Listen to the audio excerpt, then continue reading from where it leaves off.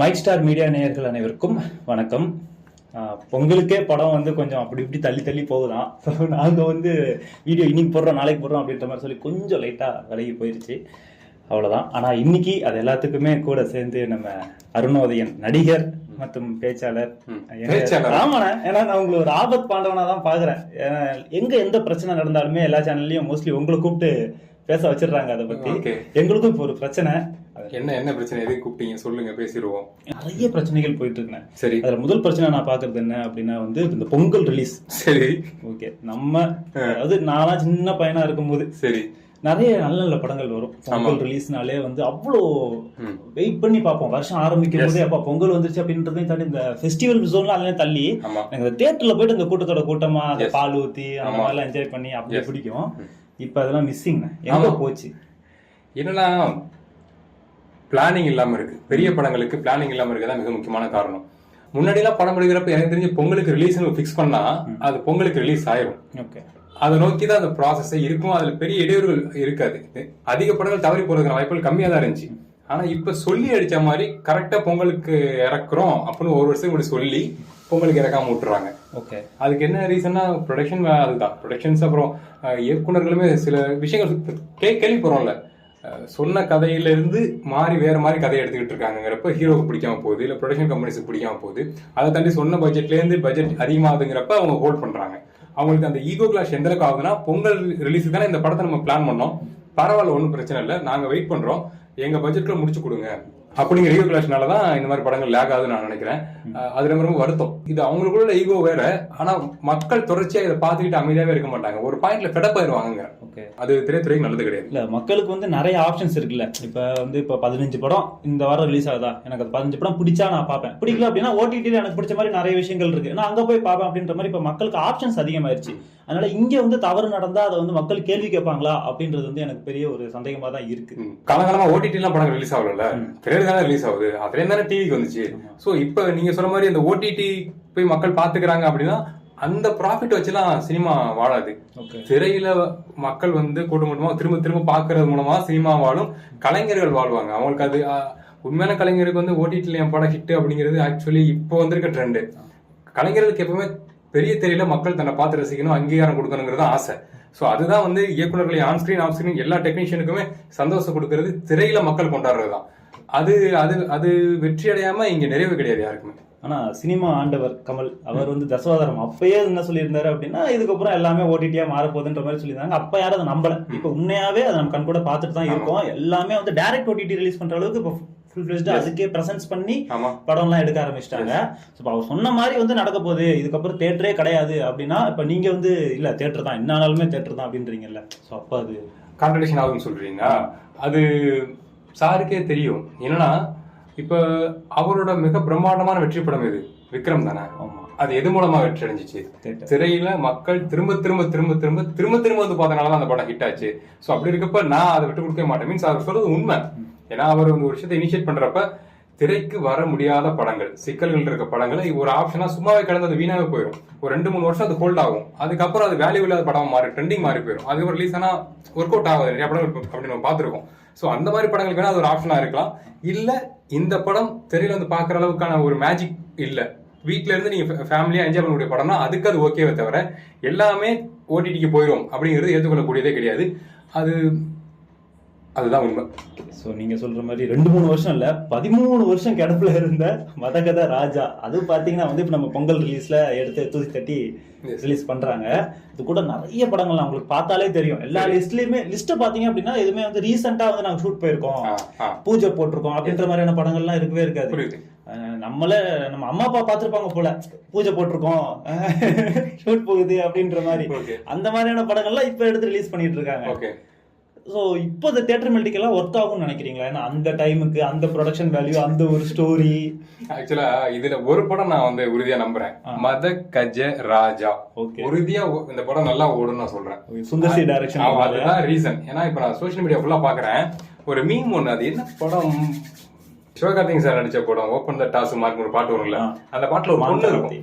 அந்த பொண்ணு சொல்லிட்டு இருக்கும், இப்பெல்லாம் வந்து காமெடி படமே வர மாட்டேங்குது அப்படின்னு ஒரு ரியாக்ஷன் மீம் பார்த்தேன். காமெடி படங்களுக்கு மக்கள் இயங்குறாங்க. உண்மையான காமெடி படங்கள், இது ஒரு காமெடி படம் சொல்லி ரிலீஸ் பண்ண படம் காமெடி கிடையாது. உள்ள காமெடி ஒன்று இருக்குல்ல, மக்கள் பார்த்துட்டு செம காமெடியா இருக்குன்னு சொல்லுவாங்கல்ல, அது பேர் தான் காமெடி படம். சோ அந்த மாதிரி படங்கள் இப்ப வர்றதே இல்ல அப்படிங்கிற ஏக்கம் இருக்குல்ல, அதை இந்த படம் கண்டிப்பா நிறைவுபடுத்தும். ஏன்னா இந்த பீரியட் எல்லாம் வந்து சுந்தரி சார் வந்து பிரைம்ல இருந்த பீரியட், இப்பவும் பிரைம் தான். ஸ்டில் அப்ப வேற மாதிரி ஒரு காம்போ, குறிப்பா சந்தானம் சார்லாம் இருக்காருல்ல, அதனாலயே இந்த படம் இப்ப நான் கண்டிப்பா இந்த படத்தை ஃபர்ஸ்ட் போவேன். ஓகே, மதகஜராஜுக்கு தான் நான் ஃபர்ஸ்ட் தியேட்டர்ல பார்ப்பேன், ஃபேமிலியோட போவேன். 2025ல ஏகப்பட்ட விஷயங்கள் வந்து டெவலப் ஆயிருக்கு. முக்கியமா சினிமா துறையில பாத்தீங்கன்னா வந்து அந்த டைம்ல இப்போ நான் சொன்னேன்ல ரிலீஸ்லாம் அப்போ சூப்பரா இருக்கும், இப்ப அந்த அளவுக்கு இல்லைன்னு சொல்றாங்க. சோ அந்த டைம் கம்பேர் பண்ணும்போது எவ்வளவு டெவலப் ஆயிட்டோம் எல்லா விஷயத்திலயுமே. இவ்வளவு அட்வான்ஸான விஷயங்கள் இருந்தாலுமே சொன்ன டைமுக்கு ரிலீஸ் பண்ண முடிய மாட்டுது. ப்ரொடக்ஷன் வேல்யூவும் நல்லா வேற லெவல்ல போடுறாங்க. டெக்னிக்கலாவும் இவ்வளவு சப்போர்ட்ஸ் இருக்குது, ஆர்டிஸ்டும் எங்கெங்க இருந்தோ இறங்குறாங்க, மார்க்கெட்டும் பெருசா பிக் ஆயிருச்சு. இது எல்லாமே இருந்தும் அப்ப இல்லாத ஒரு சிக்கல் இப்ப என்ன இருக்கு, சமாளித்தல் ஒண்ணு இருக்கு. அது எப்படி சொல்றது, ஒரு விஷயம் இங்க இது நடக்கல அப்படின்னா அது கிடப்பில் போடப்படாது. அப்போதைக்கு ஏதோ சமூகம் ஒர்க் அவுட் பண்ணி வேற ஒரு சீனோ அதை கொஞ்சம் குவாலிட்டியா மாத்தியோ இல்ல சின்னது ஒரு காம்ப்ரமைஸ் பண்ணியோ அவுட் கொடுத்துடணும் மக்களுக்கு. ஏன்னா அதுதான் பிளான். நேரத்துக்கு சமைச்ச சாப்பாடை அப்பவே கொடுத்தாதான் அது ஒர்க் அவுட் ஆகும். சோ அதுக்கான மெனக்கடல் இருக்கும். சின்னதா காரம் உப்பு குறைவா இருந்தா கூட இதை நம்ம கொடுத்துருவோம் அப்படிங்கிறதுக்கான அந்த காம்ப்ரமைஸ் வந்து அந்த டீமுக்குள்ள இருக்கும். இப்ப அது இல்ல. நான் நினைச்சது அது வர்ற வரைக்கும் நான் விட மாட்டேன் அப்படிங்கிற ஒரு மோடு இருக்குல்ல, அதுதான் காரணம், வேற ஒண்ணுமே கிடையாது. 2 படம் நான் வந்து முக்கியமா பாக்குறேன். சிபிராஜ் அவரோடது, எஸ் ஆமா அது ஒண்ணு. அண்ட் வந்து படைத்தலைவன் நம்ம சண்முக பாண்டியன் அவரோடது. சோ இவங்க 2 பேருமே வந்து பாத்தீங்கன்னா, ஆனா அவங்களோட அப்பா வந்து ரொம்ப எந்த அளவுக்கு எஸ்டாப்ளிஷ்டான, எந்த அளவுக்கு இண்டஸ்ட்ரியில பெரிய ஆட்கள் அப்படின்றது நமக்கு தெரியுமே. ஆனா இப்பயும் இவங்க வந்து ஸ்ட்ரகிள் பண்ணிட்டே இருக்காங்கல்ல. இது இந்த ரிலீஸ்ல இந்த 2 பேரு, ஆனா இது மாதிரி இதுக்கு முன்னாடி நிறைய ரிலீஸ், இதுக்கப்புறம் நிறைய ரிலீஸ் எல்லாம் வெயிட்டிங்ல இருக்கு.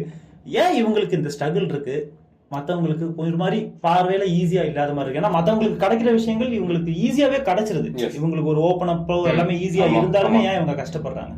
என்ன விஷயம்னா, இப்ப எனக்கு சிபிரா சார் வேற கேட்டகரி, அவர் ரொம்ப வருஷமா இருக்காரு இண்டஸ்ட்ரியில. சோ அதுல கொஞ்சம் ஸ்லோவானனால பார்த்து கவனமா செலக்ட் பண்ணி படம் பண்ணணுங்கிறது அவரோட மோட். சோ அதுல இந்த படம் எனக்கு ஒர்க் அவுட் ஆகும்னு எனக்கு முழு நம்பிக்கை இருக்கு. ஆனா இவரு படைத்தலைவன் அப்படிங்கிறது வந்து இந்த படம் கிட்டத்தட்ட இது சாரோட இறப்புக்கு அப்புறங்கிற மாதிரி தானே. சோ அது கரெக்டா கொடுத்துறணும் தான், இம்பாக்ட்ஃபுல்லா இருக்கணும் அப்படிங்கிற விஷயம் தான். சோ அதுக்கு ப்ராப்பரா வெயிட் பண்ணிருக்காங்க.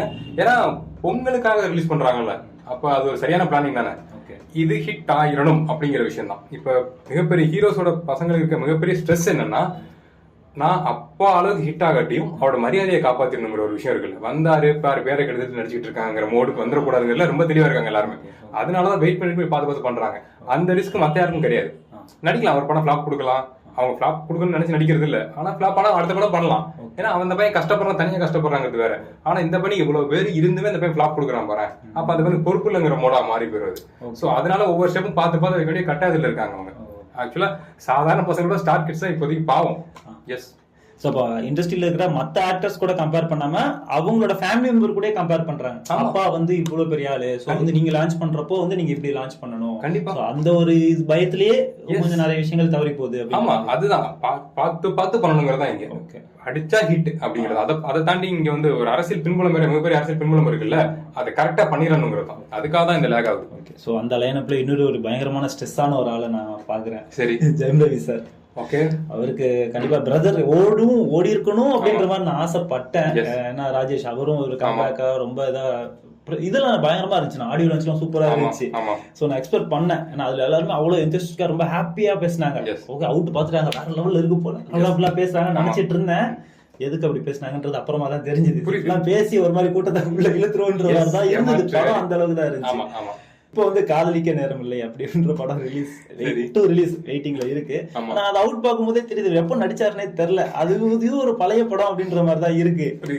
சோ அந்த படத்தை பத்தி நீங்க சொல்லுங்க. காதலிக்க நேரம் இல்லை. எனக்கு தெரிஞ்சு இப்போதைக்கு காதல் படங்கள்லாம் எப்படி செல்ஃப் எடுக்கணும்னு எனக்கு தெரியல. ஓகே, ஏன்னா இப்ப இருக்க மைனூட்டான காதல் உள்ள பெயின்ஸ் எல்லாமே, வழிகள் எல்லாமே எல்லாரும் ஃபீல் பண்ணிட்டாங்க. அது இந்த காதல் இந்த படத்துக்குள்ள இதுதான் மேட்ரு, இந்த கான்ட்ரடிக்ஷன் தான் சிக்கல் அப்படின்னு தெரிஞ்சிட்டாலே ஓகே இதுதான் இது சமூக மேனேஜபிள் தான் அப்படிங்கறத ஃப்ரெண்ட் சர்க்கிள் எல்லாம் பாத்துட்டாங்க. சோ அதை ஸ்கிரீன்ல போய் பாக்குறதுங்கிறது மக்களுக்கு பழகி போச்சு. எல்லா சிக்கலுமே இப்ப தெரியும். இல்லாத ஒரு சிக்கல் மென்டலி பிசிக்கலி ஏதாவது ஒன்று காமிச்சாதான் அது ஒர்க் அவுட் ஆகும். ஸோ அந்த வகையில் இந்த படம் என்ன சிக்கலை பேச போகுதுன்னு எனக்கு தெரியல. ஆணுக்கும் பெண்ணுக்குமான என்ன சிக்கல், அது எங்க போய் பிரேக்கப், ஜென்ரலா பிரேக்கப்ங்கிறதே இப்ப கிரிஞ்சாதான் இருக்கு. எல்லாருக்கும் பிரேக்கப் 4-5 பிரேக்கப் தாண்டி தான் வாழ்ந்துட்டு இருக்காங்க எல்லாருமே. ஸோ அப்படி இருக்கப்ப பிரேக்கப்ங்கிறது இந்த படத்துல ஒரு பிரேக்கப் இருக்கு, பிரேக்கப் சாங் இருக்கு, பயங்கரமா இருக்க போகுதுங்கிற மோட்லாம் இப்ப யாருக்குமே கிடையாது. அதுல என்ன பிரேக்கப், என்ன ரீசன் அப்படிங்கிற விஷயம் தான். அது இன்ட்ரெஸ்டிங்கா இருந்துச்சுன்னா படம் போடும். பொங்கல் ரிலீஸ் அப்படின்ற மாதிரி பேசுறப்போ கண்டிப்பா விடாமுயற்சி அதை பத்தி பேசாம இருக்க முடியாது. ஆனா என்ன அவங்களே கொஞ்சம் போஸ்ட்போன் பண்ணிட்டோம் அப்படின்ற மாதிரி சொல்றாங்க. எப்ப ரிலீஸ், என்ன ரிலீஸ் அப்படின்றதுலாம் தெரியல. ரொம்ப வெயிட்டிங்கா இருந்தோம். ஆனா அந்த ரிலீஸ் தள்ளி போனதுனாலதான் இப்ப இந்த படங்கள் எல்லாமே ரிலீஸ்க்கு எடுத்து விட்டுருக்காங்க அப்படின்ற மாதிரியான ஒரு விஷயம் இருக்குல்ல, அது உண்மைதானா? அப்படிதான் நான் நினைக்கிறேன். ஏன்னா அந்த படம் ரிலீஸ்னு சொல்ற அந்த அனௌன்ஸ்மெண்ட் அபிஷியலா வராத வரைக்கும் எல்லாம் வெயிட் பண்ணிட்டு இருந்தாங்க. ஒன்ஸ் இது ரிலீஸ் இல்ல, பொங்கல் தேதிகள்ல ரிலீஸ் இல்ல அப்படின்னு சொன்ன உடனேமே வந்து வரிசையா 10 படங்கள் அபிஷியலி அனௌன்ஸ் பண்றாங்க. 10 படங்கள். ஏன்னா இது உங்களுக்கு புரியுதா, 10 படங்களுமே வெயிட் பண்ணிட்டு இருந்திருக்காங்க. அவங்களுக்கு இந்த கூட இருக்க 10 படங்கள் பிரச்சனை கிடையாது, அவங்களுக்கு விடாமுயற்சி மட்டும் தான் பிரச்சனை. ஏன்னா எந்த ஒரு பொங்கலுக்குமே பொங்கலோட ஒரு சாதாரண டேட்லயே 10 படம் ரிலீஸ் பண்ண மாட்டாங்க. அது ஒர்க் அவுட் ஆகாது. எத்தனை படத்துக்கு ஆடியன்ஸ் போவாங்க? 4 படம் 3 படம். 4 இல்ல, 2 படம் மேக்ஸ் டு மேக்ஸ். அவ்வளவுதான் செலவு பண்ண முடியும், ஃபேமிலியை செலவு பண்ண முடியும். பசங்கன்னா ஒரு 3 படம் மேக்ஸ் டு மேக்ஸ் போவாங்க. மிச்சம் 7 படத்துல இது என்ன? அது அந்த 7 எதுவா வேணா இருக்கலாம். சோ அப்படி இருக்கப்ப ரிலீஸ் பண்றாங்கன்னா அது முழுக்க விடாமுயற்சி நல்ல விஷயம் தான் பண்ணிருக்கு பொங்கலுக்கு. ஓகே, இந்த படங்களுக்கு சொல்றேன். அதோட ஃபேன்ஸுக்கு வந்து ஒரு மிகப்பெரிய ஏமாற்றம் அது. எனக்கு வந்து பொங்கலுக்கு விடாமுயற்சி பாத்திரலாம் தான் நான் இருந்தேன். அது இல்ல. ஆனா ஒரு இன்ட்ரெஸ்டிங்கான ஃபேக்ட் சொல்றாங்க, 23ஆம் தேதி படம் வர்றதுக்கு வாய்ப்புகள் இருக்கதான் சொல்றாங்க. சோ அது இன்னும் உறுதிப்படுத்தப்படல, வாய்ப்புகள் இருக்கு. எஸ், கேள்விப்பட்டபடி சொல்றேன். சோ குட் பேட் அக்லி, ஏன்னா அதுவும் பொங்கல் ரிலீஸ் அப்படின்ற மாதிரியான ஒரு பேச்சு. எப்படி ஏகே விசஸ் ஏகே அப்படின்ற மாதிரிலாம் மீம் எல்லாம் பரவிட்டு இருந்தது. ஆமா ஆமா. சோ அதுவும் பேச்சு மூச்சே இல்ல, ஆளையே காணோம். எஸ், இதுல கொஞ்சம் ஓகே, நிறைய பிரச்சனைகள் எல்லாமே இருக்கு அப்படின்றதுலாம் நம்ம ஸ்டார்டிங்ல இருந்தே பார்த்துட்டு தான் இருக்கோம். அதுக்கப்புறமும் இப்ப இந்த டீசர்லாம் ரிலீஸ் ஆனதுக்கு அப்புறம் கூட நிறைய கேஸ் அது இதெல்லாம் சொல்லிட்டு இருந்தாங்க. ஆனா குட் பேட் அக்லில எந்த ஒரு அக்லி நேமும் இல்ல, பேட் நேமும் இல்ல. அது வந்து நல்லா ஒரு கரைப்படியாத ஒரு படமா தான் இப்போ வரைக்கும் எனக்கு தெரிஞ்சு இருக்குது. ஆனா அதுவும் ரிலீஸ் டேட் தள்ளி போயிருக்குது. அதை எப்படி பாக்குறீங்க? இல்ல அது எனக்கு தெரிஞ்சு கண்டிப்பா பொங்கல் தான் சொன்ன மாதிரி எனக்கு தெரியல. ஓகே, அது பொங்கல்ங்கிறது ஒரு வார்த்தையா இருக்கலாம். எல்லாருக்குமே இப்போ ஒரு படம் எடுத்துட்டு இருக்காங்க, ஒரு பெரிய ஹீரோ படம் வர்றாங்கன்னா அது வரப்போகுதுன்னா என்ன ஃபங்க்ஷன், பெரிய ஃபங்க்ஷன், என்ன ஃபெஸ்டிவல் வருது அப்படிங்கறத சும்மா கனெக்ட் பண்ணி வச்சுக்குவாங்க. ஏன்னா ஃபேக் போஸ்டர்ஸ் இப்ப எவ்வளவு விடுறானுங்களே எல்லாருமே, இப்ப நம்மளோட வந்து பண்ணலாமே. சோ அப்படி இருக்கப்ப அது பொங்கல் கூட கனெக்ட் பண்ணப்பட்டது. ஆனா பொங்கலுக்கு ரிலீஸ் ஆக வாய்ப்பு இல்லை. ஏன்னா அதுக்கு முன்னால இருந்தே விடாமுயற்சி வெயிட்டிங்ல இருக்குல்ல. சோ ஒரே ஹீரோட 2 படங்கள் ஒரு ஃபெஸ்டிவல் ரிலீஸ் பண்ண மாட்டாங்க, அது பாசிபிள் இல்ல. அது நல்ல விஷயம், ஃபேன்ஸுக்கு நல்லது. ஆனா ப்ரொடக்ஷன் கம்பெனிஸ்க்கு அது சேஃப் கிடையாது. ஒண்ணு அடி வாங்கிடும். அதனால அது நல்லது இல்லை, அதனாலதான் பண்ணலன்னு நினைக்கிறேன். அது வாய்ப்புகளும் கிடையாது, பொங்கலுக்கு ரிலீஸ் கிடையாது. ஓகே, இப்ப இந்த லிஸ்ட்லயே நம்மளே பேச மறந்த படங்கள் சில படங்கள் இருக்கு. பேசவே மறந்துட்டோம்னா அதை நம்ம எப்படி பாப்போன்றது எனக்கு தெரியல. அந்த அளவுக்கான படங்கள்லாம் சில படங்கள் இருக்கு. அது என்ன ஏதுன்னு கொஞ்சம் பார்த்து அதுவும் ஒன் பை ஒன்னா நம்ம பேசிடுவோம். ஓகே, வணங்கான் வருதுங்க. வணங்கான் அது உங்களுக்கு வருது, கண்டிப்பா நல்ல ஒரு இம்பாக்ட் கொடுக்கக்கூடிய படம்.